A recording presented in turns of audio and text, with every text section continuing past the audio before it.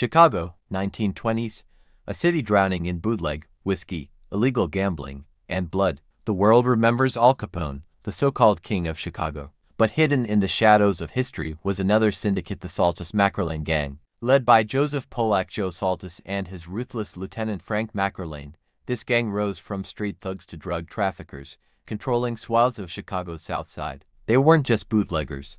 They were early pioneers of the drug trade in America. This is the forgotten story of how the Saltis McErlane gang fought rivals, corrupted police, and went to war with the FBI in one of the bloodiest chapters of U.S. crime history. This is Saltis and McErlane, the forgotten drug lords of Chicago. 1920, Prohibition begins. Alcohol becomes illegal.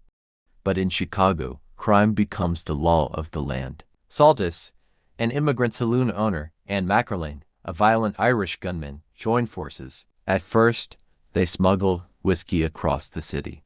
But soon, they expand into morphine and heroin, buying from overseas suppliers. In neighborhoods of immigrant Polish, Irish, Italian, the gang builds a network of speakeasies, drug dens, and corrupt cops. Saltis is the brains. McErlane is the trigger. Together, they become legends of fear. Most gangs focused on alcohol, but Saltis and McErlane saw another opportunity: narcotics. Doctors were prescribing morphine and heroin freely. Addicts roamed the city streets.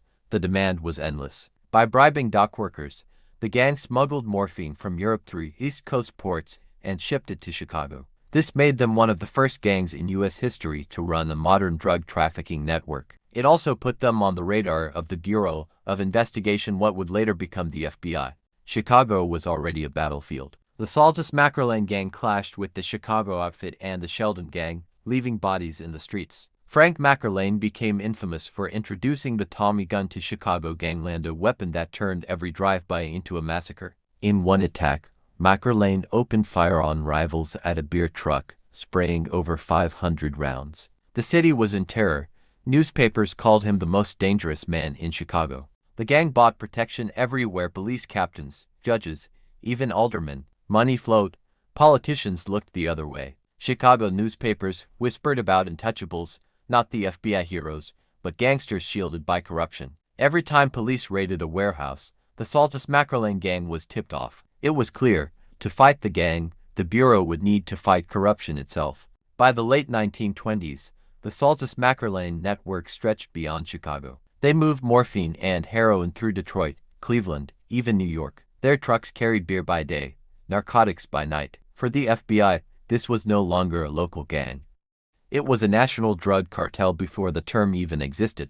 The Bureau of Investigation, still young and underfunded, made the Saltis McErlane gang a target. Agents began wiretaps on telephones, tracked shipments at rail yards, and followed the money. Undercover men infiltrated speakeasies, pretending to be addicts and smugglers. The Bureau uncovered ledgers showing massive drug profits, evidence that could bring federal charges. But getting witnesses to testify was nearly impossible. Every snitch ended up dead. By the early 1930s, the gang began to implode. Frank McErlane's violence became uncontrollable.